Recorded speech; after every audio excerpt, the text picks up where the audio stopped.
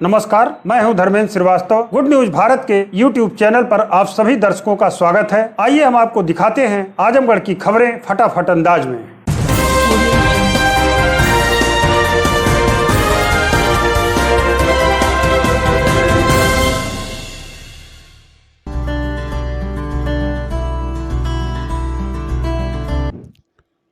नगर निकाय चुनाव को लेकर उत्तर प्रदेश से एक बड़ी खबर है। उत्तर प्रदेश में नगर निकाय चुनाव की घोषणा पर हाई कोर्ट ने 20 दिसंबर तक के लिए रोक लगा दी है। इलाहाबाद हाई कोर्ट के लखनऊ बेंच में बुधवार को हुई सुनवाई के बाद यह फैसला सामने आया है। राज्य निर्वाचन आयोग को इस संबंध में आदेश जारी कर दिया गया है। उत्तर प्रदेश में नगर निकाय चुनाव की अधिसूचना जारी किए जाने पर रोक लगा दी गई है। प्रशासनिक स्तर पर चुनावी तैयारियों को पूरा कराया जा रहा है। वहीं यूपी निकाय चुनाव की तैयारियों को पूरा कराकर प्रशासनिक स्तर पर तिथियों को लेकर निर्णय होना था, लेकिन अब यह कानूनी लड़ाई में फंस गया है। ओबीसी आरक्षण के मामले को लेकर एक बार कोर्ट चला गया है। इलाहाबाद हाई कोर्ट के लखनऊ बेंच में सोमवार को इस मामले की सुनवाई शुरू हुई। पहले ही दिन निकाय चुनाव की अधिसूचना जारी किए जाने पर मंगलवार तक के लिए रोक लगाई गई थी। मंगलवार को दूसरे दिन हुई सुनवाई में बुधवार तक चुनाव तारीखों के ऐलान पर रोक लगा दी गई।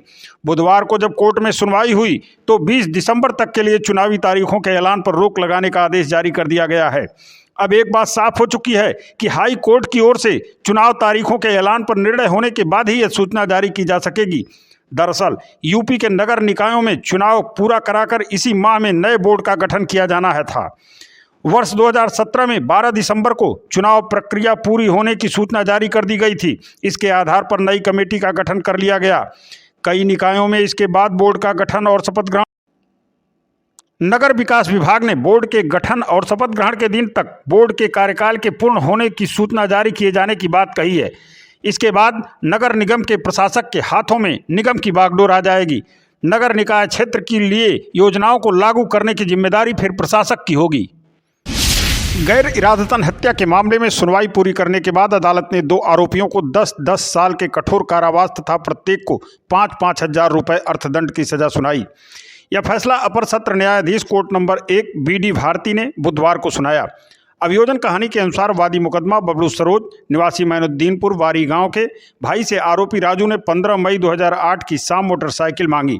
मोटरसाइकिल देने से इनकार करने पर राजू जबरदस्ती मोटरसाइकिल की चाबी लेकर चला गया। इसी को लेकर दोनों पक्षों में विवाद हुआ। यह सब सुनकर वादी के पिता सदरी घर की तरफ से आ रहे थे। तभी मुबारकपुर उर्स बिनासेपुर थाना जहानागंज निवासी सामू सरोज पुत्र स्वर्गीय बासु सरोज तथा राजू सरोज पुत्र सामू सरोज ने सदरी को रास्ते में रोककर लाठी डंडा से बुरी तरह मारा पीटा। घायल सदरी की अस्पताल में भर्ती कराया, जहां इलाज के दौरान 18 मई को सदरी की मृत्यु हो गई। पुलिस ने जांच पूरी करने के बाद दोनों आरोपियों के विरुद्ध चार्जशीट न्यायालय में प्रस्तुत किया। अभियोजन पक्ष की तरफ से शासी अधिवक्ता जगदम्बा पांडे ने कुल 8 गवाहों को न्यायालय में परीक्षित कराया। दोनों पक्षों की दलीलों को सुनने के बाद अदालत ने सामू सरोज तथा राजू सरोज को 10-10 साल के कठोर कारावास तथा 5-5 हजार रुपये अर्थदंड की सजा सुनाई। आजमगढ़ जिले के अतरौलिया थाना क्षेत्र के भगतपुर निवासी राहुल मौर्य पत्रकार हैं। राहुल द्वारा जिला पंचायत राज अधिकारी को एक जनहित प्रार्थना पत्र दिया गया, जिसमें घर के सामने कुएं पर ढक्कन लगवाने के संदर्भ में दिया गया था, जिसको जिला पंचायत राज अधिकारी द्वारा पुलिस बल के सहयोग से ढक्कन रखने का आदेश पारित किया गया था।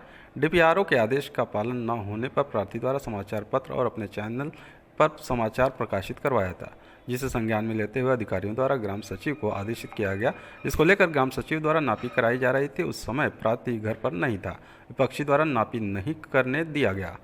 ग्राम सचिव के चले जाने पर विपक्षी द्वारा पत्रकार के घर पर घुसकर उसकी दादी, बहन और भाई को समाचार प्रकाशन को लेकर गाली गलौज और मारपीट करने के साथ ही धमकी देना भी सामने आया है। जैसे ही प्रार्थी को सारी बात की जानकारी हुई, उसने सारी जानकारी अपने पत्रकार संगठन के पदाधिकारियों को दी। संगठन के पदाधिकारियों द्वारा तुरंत उच्च अधिकारियों तथा थाना प्रभारी से वार्तालाप करके FIR दर्ज करने की बात कही गई। थाना प्रभारी द्वारा विपक्षी के खिलाफ तहरीर के आधार पर मुकदमा दर्ज कर लिया गया। वहीं पत्रकार संगठन आइडियल जर्नलिस्ट एसोसिएशन के तहसील अध्यक्ष आशीष निषाद ने बताया कि किसी भी पत्रकार के साथ इस तरीके का उत्पीड़न किया जाएगा तो हमारा संगठन चुप नहीं बैठेगा और हमारा संगठन पत्रकार के साथ हमेशा खड़ा रहेगा, उसको न्याय दिलाने का कार्य करेगा। संगठन के किसी भी पत्रकार के साथ ऐसी घटना बर्दाश्त नहीं किया जाएगा। क्या नाम भैया, आज आप लोग थाने पे आए थे, इसके बारे में बताइए। मेरा नाम विनोद राजभर है। मैं आइडियल जर्नलिस्ट एसोसिएशन का मीडिया प्रभारी हूँ, यहाँ से बुरहानपुर तहसील से।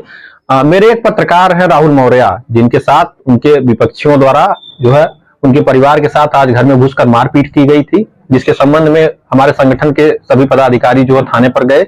उसके बाद हम लोगों ने तुरंत कहा कि जो है इस पर एसओ साहब एक्शन लीजिए, तो उस पर जो है तत्काल पुलिस ने संज्ञान लेते हुए मामलों जो है उसमें संबंधित धाराओं में कई धाराओं में मुकदमा दर्ज किया है और जो आरोपी हैं उनकी तलाश में पुलिस है। अब देखिए क्या होता है। लेकिन हमारे संगठन के जो भी पत्रकार हैं, अगर किसी के साथ इस तरह की कोई घटना होती है, किसी के द्वारा कोई दुर्व्यवहार किया जाता है, तो हमारा संगठन उसके साथ खड़ा है और तत्काल जो है हम लोग जो भी इसमें आरोपी होंगे उनके खिलाफ कार्रवाई कराएंगे, सख्त से सख्त कराएंगे। रामगढ़ जिलाधिकारी विशाल भारद्वाज की अध्यक्षता में कलेक्ट्रेट सभागार में HIV/AIDS विषय पर जनपद स्तरीय उन्मुखीकरण कार्यशाला का माध्यम से विकास खंड पलनी, फूलपुर, बिलरियागंज, अजमतगढ़ एवं छठियाओं के खंड विकास अधिकारियों सहित समस्त CDPO को प्रशिक्षण दिया गया। कार्यशाला में HIV ट्रेनर ने बताया कि एड्स एक संक्रामक रोग है जो HIV नाम के विषाणु के संक्रमण से होता है। यह विषाणु शरीर में प्रवेश कर जाता है तो ब्लड में पहुंचकर वाइट ब्लड सेल्स में मिलकर उसके DNA में पहुंच जाता है, जहां वह विभाजित होता है और रक्त के सफ़ेद कणों पर आक्रमण करता है। धीरे धीरे यह सफ़ेद कणों की संख्या बहुत कम कर देता है। उसी कमी या समाप्ति के साथ शरीर की रोगों से लड़ने की प्रतिरोधक क्षमता को समाप्त करता है। यह विषाणु शरीर में प्रवेश करने के बाद समाप्त नहीं होता और इसी स्थिति को एड्स कहा जाता है। उन्होंने बताया कि HIV का संक्रमण असुरक्षित यौन संबंध संक्रमित रक्त HIV पॉजिटिव माँ द्वारा बच्चे को किसी व्यक्ति को लगाई गई सिरिंज इंजेक्शन के प्रयोग से HIV के विषाणु व्यक्तियों में फैलते हैं। जिलाधिकारी ने CMO को निर्देशित करते हुए कहा कि जनपद में जितने भी HIV पॉजिटिव मरीज हैं उन प्रत्येक मरीजों का प्रोफाइल तैयार करें और उनसे संबंधित डाटा का भी संरक्षण करें। मुख्य चिकित्साधिकारी डॉक्टर IN तिवारी ने कहा कि जिन व्यक्तियों में एड्स के लक्षण हों वे अपने संबंधित ब्लॉक के ITC सेंटर पर जाकर अपनी काउंसलिंग अवश्य कराएं और जिन ब्लॉकों में ITC सेंटर नहीं है उन ब्लॉकों में CSC/PSC पर लैब टेक्नीशियन कार्यरत हैं, उनसे टेस्ट कराएं। आजमगढ़ जिले के रानीसराय थाने की पुलिस ने छेड़खानी के मामले में वांछित अभियुक्त को गिरफ्तार किया है। बता दें कि बीते 12 दिसंबर को रानीसराय थाना क्षेत्र के गांव निवासी महिला ने मुकामी थाने में रिपोर्ट दर्ज कराई थी कि एक युवक उसकी पुत्री को टेलीफोन पर बात न करने पर गाली गलौज करते हुए जान से मारने की धमकी दी। साथ ही रास्ते में आते जाते पीछा करते हुए वीडियो बनाकर वायरल करने की भी धमकी दी।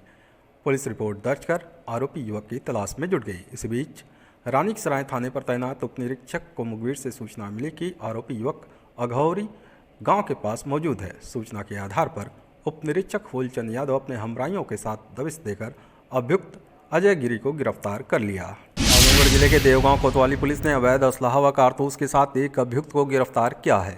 बता दें कि पुलिस अधीक्षक अनुराग आर्य के निर्देश पर अपराध व अपराधियों के खिलाफ चलाए जा रहे अभियान के क्रम में देवगांव कोतवाली पर तैनात उप निरीक्षक अजीत कुमार चौधरी अपने हमराइयों के साथ वाहनों की चेकिंग कर रहे थे कि इसी बीच मुखबिर से सूचना मिली कि एक युवक अवैध असलाह लेकर गायत्री मोड़ के पास खड़ा है, जो किसी घटना को अंजाम देने की फिराक में है। सूचना के आधार पर उप निरीक्षक अजीत कुमार चौधरी अपने हमराइयों के साथ दबिश देकर अभियुक्त को गिरफ्तार करने के साथ ही उसके पास मौजूद असलाह व कारतूस को बरामद कर लिया। पकड़ा गया अभियुक्त ऋषि सिंह उर्फ बुलबुल देवगांव कोतवाली क्षेत्र के लहुआ कला गांव का निवासी है। आजमगढ़ जिले के फूलपुर कोतवाली पुलिस ने अवैध असलाह व कारतूस के साथ एक अभियुक्त को गिरफ्तार किया है। बता दें कि पुलिस अधीक्षक अनुराग आर्य के निर्देश पर अपराध व अपराधियों के खिलाफ चलाए जा रहे अभियान के क्रम में देवगांव कोतवाली पर तैनात उप निरीक्षक माखन सिंह अपने हमराइयों के साथ वाहनों की चेकिंग कर रहे थे। किसी बीच मुखबिर की सूचना मिली कि एक युवक अवैध असलाह लेकर शबाना आजमी मोड़ के पास मौजूद है, जो किसी घटना को अंजाम देने की फिराक में है। सूचना के आधार पर उप निरीक्षक माखन सिंह अपने हमराइयों के साथ दबिश देकर अभियुक्त को गिरफ्तार करने के साथ ही उसके पास मौजूद अवैध असलाह व कारतूस को बरामद कर लिया। पकड़ा गया अभियुक्त महेंद्र यादव फूलपुर कोतवाली क्षेत्र के डारी डीहा गांव का निवासी है। खबरों में हो चला है एक छोटा सा ब्रेक। आप देखते रहिए गुड न्यूज भारत।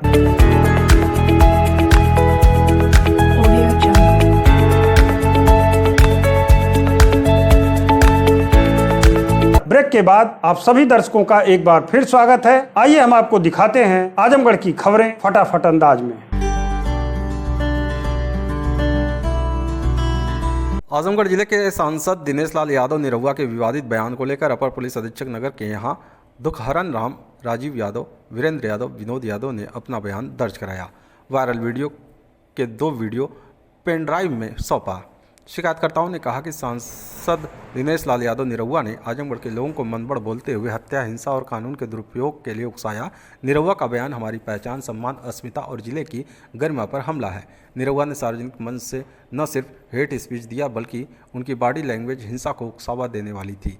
आजमगढ़ के लोगों को मनबड़ कहने से आजमगढ़ के बुद्धिजीवी, लेखक, समाजसेवी, सामाजिक कार्यकर्ता जैसे हम लोगों के सम्मान पर आघात है। राहुल सांस्कृत्यायन, कैफी आजमी, शिबली, अल्लामा नुमानी और अयोध्या सिंह हरियोद जैसे लोगों के ज्ञान और प्रतिभा से जिले का सम्मान है। ऐसे प्रतिभाओं के सम्मान पर दिनेश लाल यादव निरहुआ के बयान से आघात पहुंचा है। तकरीबन 1 महीने होने जा रहा है और अब तक निरहुआ के खिलाफ एफआईआर दर्ज न होना दिखाता है कि सत्ता के दबाव के कारण कार्रवाई नहीं हुई, जबकि सांसद दिनेश लाल यादव निरहुआ ने मीडिया में अपने दिए गए बयान को स्वीकार किया है। ये दिनेश लाल यादव निरहुआ ने आजमगढ़ के लोगों को मनबड़ बोलते हुए ऊपर पहुंचा देना, जेल में डाल देना, घुटना तोड़ देना, मतलब हत्या, हिंसा और कानून के दुरुपयोग का एकदम बयान दिया। लेकिन आज 1 महीना होने जा रहा है, लेकिन आज तक कोई कार्रवाई इनके खिलाफ एफआईआर दर्ज नहीं हुआ, जबकि दिनेश लाल यादव निरहुआ ने खुद अपने बयान को स्वीकार किया है और उसके बाद उन्होंने उसके डिफेंस में फिर से बोला जाकर के एक टीवी शो में कह रहे हैं कि आजमगढ़ के लोग बूथ कैप्चरिंग करते हैं, वो हमको आके सिखाएंगे बाहर से आकर के। लेकिन अब तक उनके ऊपर एफआईआर दर्ज न होना ये बताता है कि कहीं न कहीं सत्ता का दबाव है, क्योंकि दिनेश लाल यादव निरहुआ या योगी या मोदी जी के खिलाफ कोई एक छोटी सी टिप्पणी कर देता है तो उनके खिलाफ राष्ट्रद्रोह का मुकदमा पंजीकृत हो जाता है। लेकिन दिनेश लाल निरहुआ ने एक आजमगढ़ पूरे जिले के लोगों को मनबड़ बोलते हुए हत्या, हिंसा और कानून के दुरुपयोग का बात कहा, लेकिन उनके खिलाफ एफआईआर दर्ज न होना साफ बताता है कि कहीं न कहीं सांसद होने के नाते उनको बचाया जा रहा है और जो सत्ता में भाजपा सरकार है वो बचा रही है। और हमारा साफ कहना है, आजमगढ़ शहर के पॉलिटेक्निक कॉलेज में बुधवार को इस वर्ष दूसरी बार मुख्यमंत्री सामूहिक विवाह योजना अंतर्गत कार्यक्रम का आयोजन किया गया, जिसमें 247 जोड़े शादी के पवित्र बंधन में एक साथ बंधे। शादी मंडप में एक तरफ जहां मंत्रोच्चार हो रहा था तो वहीं दूसरी तरफ निगाह खानी की आवाज़ गूंज रही थी। इस मांगलिक आयोजन के हजारों लोग साक्षी बने। जिले में सीएम सामूहिक विवाह योजना के तहत 25 नवंबर को 250 जोड़ों की हिंदू रीति रिवाज से शादी कराई गई थी, तो वहीं दूसरी बार राजकीय पॉलिटेक्निक कॉलेज के परिसर में बुधवार को सामूहिक विवाह कार्यक्रम स्थल पर दर्जनों शादी के लिए मंडप बनाए गए थे। प्रत्येक मंडप में विवाह करवाने के लिए एक ब्राह्मण तो मुस्लिम जोड़ों की शादी के लिए मौलवी बैठाए गए थे। 9 दंपतियों के विधान से शादी कराई गई। 9 जोड़ों को मुख्य अतिथि भाजपा जिला अध्यक्ष लालगंज ऋषिकांत राय ने उपहार देकर उनके वैवाहिक जीवन की सुखमय बनाने के लिए आशीर्वाद दिया। गरीब बेटियों की शादी के लिए प्रदेश सरकार की तरफ से कुल 51,000 रुपये खर्च करती है, जिसमें सरकार की तरफ से लड़की का वैवाहिक जीवन शुरू करने के लिए लड़की के खाते में 35,000 नगद RDGS के माध्यम से भेजा जाता, तो वहीं शादी के सामान के लिए 10,000 व 6,000 रुपये खाने पीने पर खर्च किया गया। जिला समाज कल्याण अधिकारी ने बताया कि इस वर्ष 1,000 जोड़ों की शादी का लक्ष्य निर्धारित किया गया है, जिसमें करीब 700 जोड़ों की शादी करा दी गई है। शेष 300 जोड़ों की शादी मार्च तक संपन्न करा दी जाएगी। 251 जोड़ों का रजिस्ट्रेशन था, अभी 247 यहाँ वर वधू जोड़े उपस्थित हैं, जिनका आज पाणी ग्रहण हुआ है। और मैं इस मंगल कामना पर मेला पर मैं उत्तर प्रदेश के मुख्यमंत्री पूज्य योगी आदित्यनाथ जी का हृदय से अभिनंदन स्वागत करूंगा जनपद वासियों की तरफ से, कि जो हमारे इन गरीब बेटियों का आज सामूहिक रूप से हाथ पीला करके उनको नए जीवन की शुरुआत करने का अवसर प्रदान किए हैं। और मैं अपने जनपद के उन सभी अधिकारियों का जो दिन रात इसमें एक करके इतना भव्य कार्यक्रम कराए हैं, उनका भी मैं स्वागत अभिनंदन।